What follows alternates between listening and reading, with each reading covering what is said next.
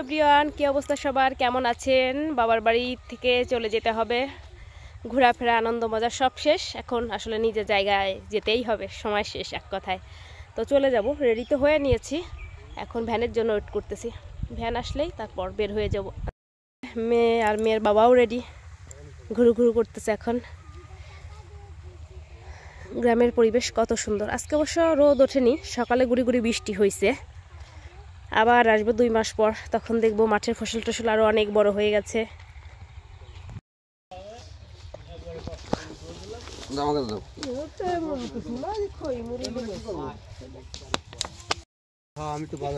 এটা বাধা হয় নাই,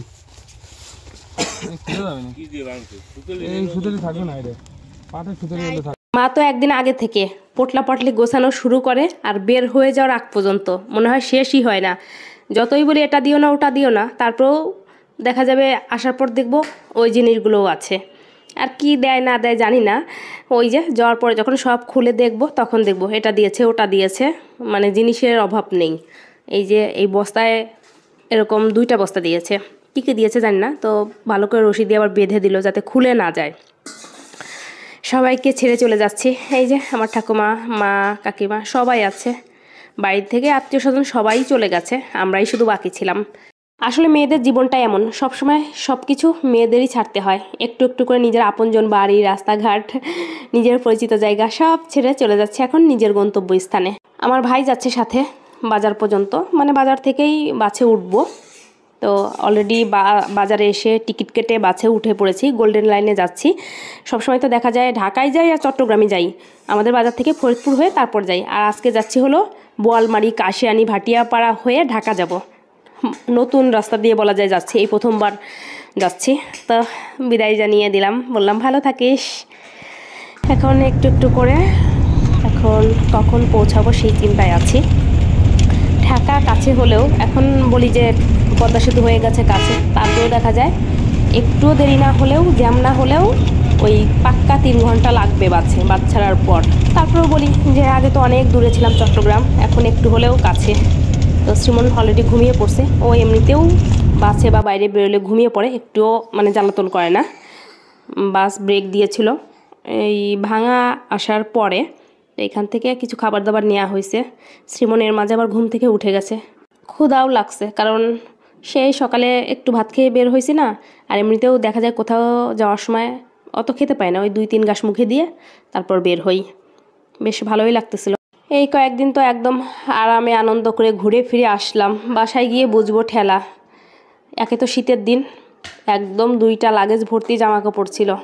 চিন্তা করতেছি কিভাবে গিয়ে সব কাজকর্ম করব। তারপর তো মানে রুম টুমের অবস্থা না জানি কি আর হয়ে আছে, না থাকলে যা আর কি হয়। এটা পরের দিন সকালবেলা, ওই দিন এসে কাজকর্ম করে আর ভিডিও শ্যুট করা হয়নি।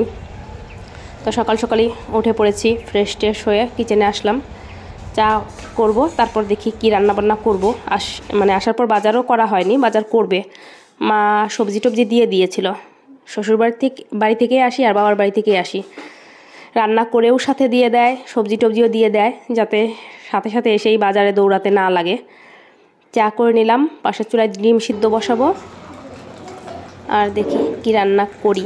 আগে একটু চা খাই, বেশ চা না খেলে এখন ভালো লাগতেছে না। তো বেগুন ভাজি করব, আলু সিদ্ধ দিয়েছি, এই তো বেগুন ভাজি আর একটু আলু সিদ্ধ দিয়ে শ্রীমনসোনাকে ভাত খাইয়ে দেই আগে, তারপর আমরা খাবো। ভালো লাগতেছে না, কেমন একদম ফাঁকা ফাঁকা লাগতেছে। এত আনন্দের মাঝে সবার মাঝে ঘুরে ফিরে আসছি না, একদমই ভালো লাগতেছে না, মনই বসতেছে না।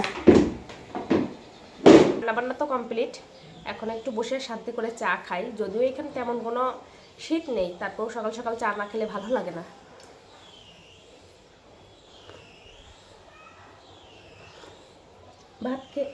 চা খেয়ে তারপর তোমাকে একটু ভাত খাইয়ে দেবো। শ্রীমনের পাপা সকাল সকালে বের হয়ে গেছে, মানে আজকে ঘুম থেকে উঠতে হলো দেরি হয়ে গেছে।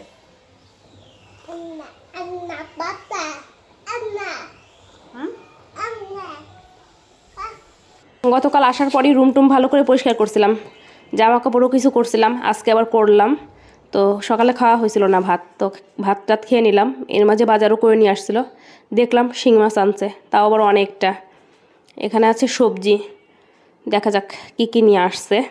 আমাদের ফ্রিজ এখনও খুলিনি, বললামই তো যে হয়তো বাসা চেঞ্জ করব, এর জন্য আর খুলতেছি না। যতদূর পারছি এইভাবেই চালানোর চেষ্টা করতেছি।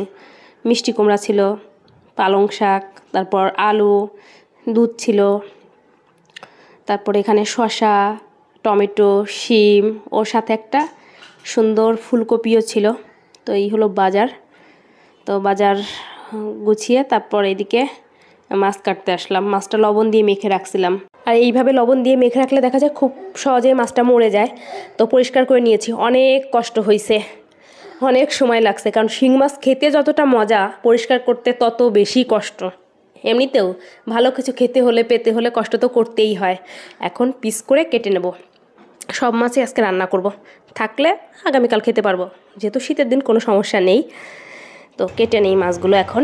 আর এই টাইপের মাছ আমি সবসময় বলি আমার কাটতে ভালো লাগে। শিং মাছ, চিংড়ি মাছ, পাবদা মাছ, মানে খুব সহজে কাটা হয়, কিন্তু শিং মাছটা পরিষ্কার করাই সব থেকে বেশি কঠিন। এই যে মাঝখানে যে রগটা আছে ওইটাও কিন্তু ফেলে দেবো। তো সব কিছু কেটে ধুয়ে গুছিয়ে তো নিয়েছি। আলু দিয়ে করা হবে শিং মাছের একটা তরকারি, আর পালং শাক, আর 2-3 রকমের সবজি আছে। ওই মিষ্টি কুমড়া, আলু, শিম দিয়ে একটা সবজি রান্না করব। আজকে আর ডাল রান্না করব না। তো দিয়ে দিলাম তেল, তারপর দিয়ে দিলাম একটু কালিজিরা ফোড়ন, সবজিটা দিয়ে হলুদ লবণ দিয়ে একটু ভেজে নেব কিছু টাইম। তারপর শাকটা দেবো, আর জল টল দিতে হবে না, একদম মাখা মাখা করে রান্না করব। আর শীতকালে বেশিরভাগ দিনই দেখা যায় বাসায় এরকম একটা সবজি রান্না করা হয়।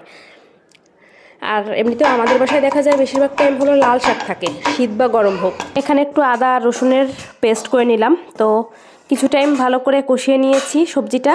এখন দিয়ে দিলাম শাকটা। আর এরকম কালারফুল সবজি আমার সবসময় অনেক ভালো লাগে। তো শাক রান্না কমপ্লিট, একটুও জল দিতে হয়নি, এরকমটাই রান্না করতে চেয়েছিলাম। ব্যাস নামিয়ে তারপর মাছটা রান্না করব, হয়ে যায়। শিং মাছ পরিষ্কার করতে গিয়ে অনেক দেরি লাগছে, মানে সময় চলে গেছে, খাওয়ার টাইম হয়ে গেছে দুপুরের, কিন্তু আজকে রান্না করা হয়নি। তেলে দিয়ে দিলাম পেঁয়াজ, স্বাদ অনুযায়ী লবণ। লবণটা দিলে দেখা যায় পেঁয়াজটা তাড়াতাড়ি হলো নরম হয়ে যায়। তো ভালো করে মশলা দিয়ে একদম সুন্দর করে কষিয়ে নিয়েছি। কেটে রাখা আলু দিলাম, যেহেতু নতুন আলু এর জন্য আর ভাজিনি। তো আলুটা কিছু টাইম কষিয়ে এখন দিয়ে দেবো মাছ। আর শিং মাছটা আমি বেশিরভাগ টাইম না ভেজেই রান্না করি, আমার ভালো লাগে, মানে একদম মাংসের মতো। আর শ্রীমন সোনাকে একটু আলাদা করে রান্না করে দেবো, কারণ এত ঝাল তারপর এত মশলা ও আর খেতে পারবে না। এর জন্য ভাবছি ওকে আলাদা করে পাতলা করে একটা ঝোল রান্না করে দেব।